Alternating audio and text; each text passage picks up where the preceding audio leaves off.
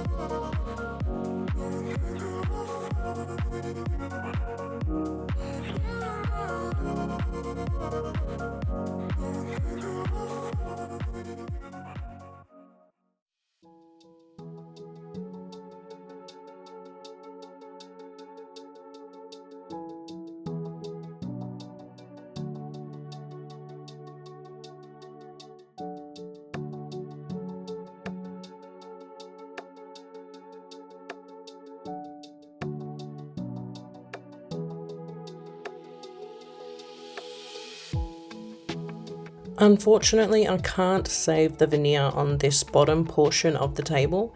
It's chipped and bubbling all over on both sides, so the safest thing to do would probably just be to replace it. So I'm just going to remove it and I will re-veneer these sections later.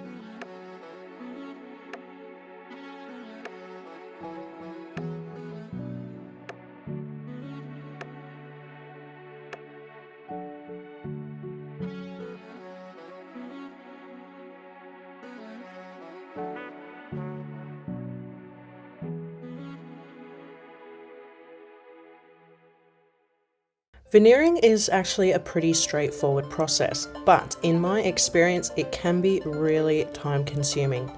Covering the entire lower section of this table and the drawer took me about 3 hours. I'll admit I am a bit of a perfectionist. I tend to take my time, especially when I want things done right, and that's really what this project is all about.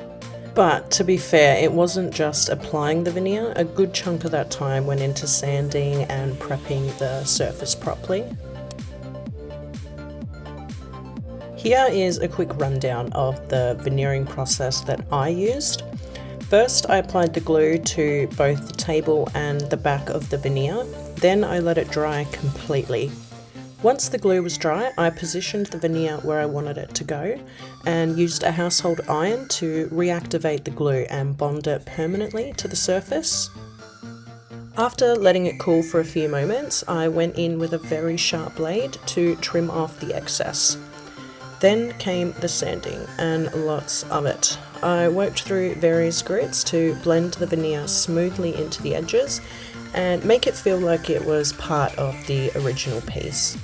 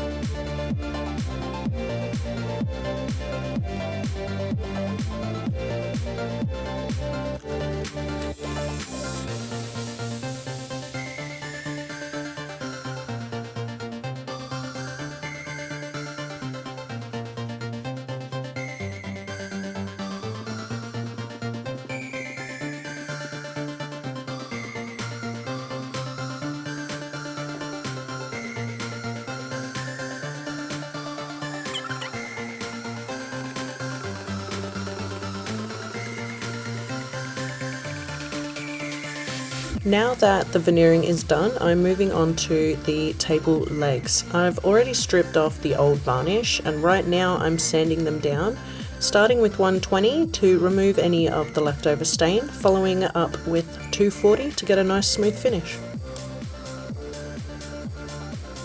One of the legs had a small crack, so I'm just using a bit of wood filler here to patch that up so then we can move forward.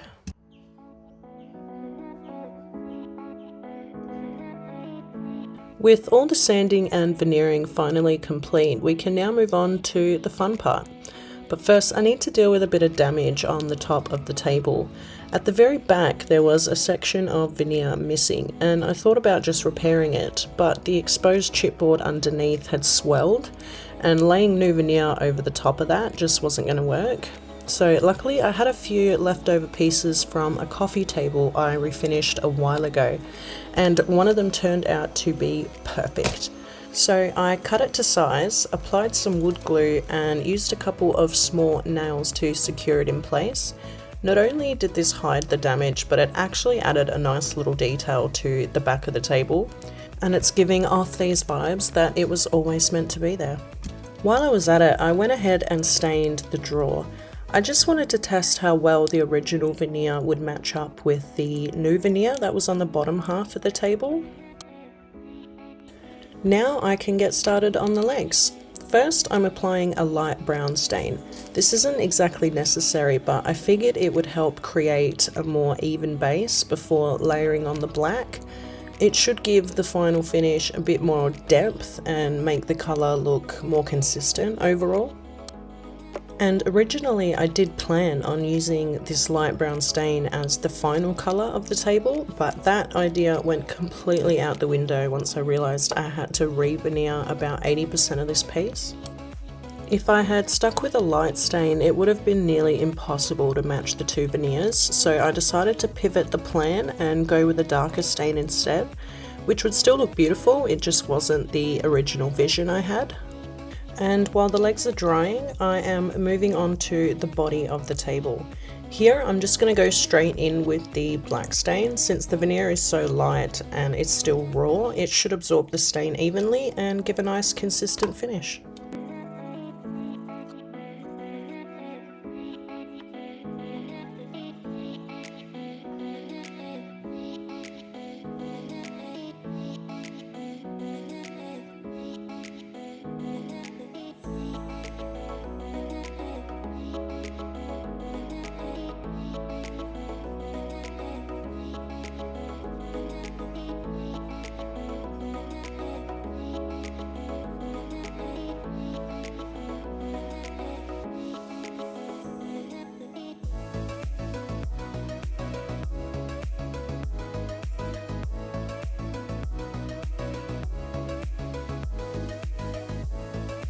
For finishing this piece, I'm trying out a new product. It's a hard wax oil in a matte finish.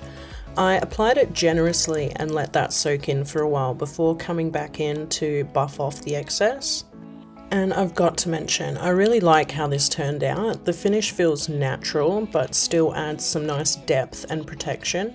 So I'll definitely be using this on more pieces in the future.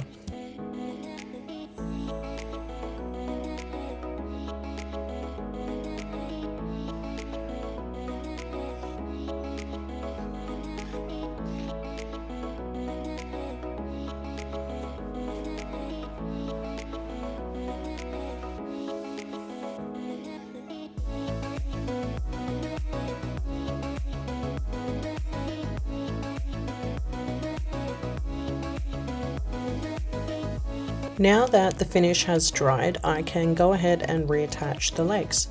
For the sake of the video, I'm just going to use the original pin screw thingies to hold them in place for now, but once I've got all my final shots, I will go back in and glue them properly, just to give the table some added strength and stability. Now all that's left to do is install the handle. I know this is a no power project, but I have to admit there was no way around this one. I had to break out my drill to make some new holes. Hopefully you guys can forgive me for that little cheat, but everything else was 100% by hand, I promise. This project really pushed me to slow down and trust the process. It also reminded me that sometimes doing things the hard way can actually be the most rewarding. It's not perfect, but that's kind of the point. Every cut, every scrape, every sanded edge was all done by hand, and I think that really gives this piece a lot more character. Thanks so much for watching. If you guys enjoyed this restoration, or if you just like doing things the hard way, smash that like button, leave a comment, and be sure to subscribe for more builds just like this one.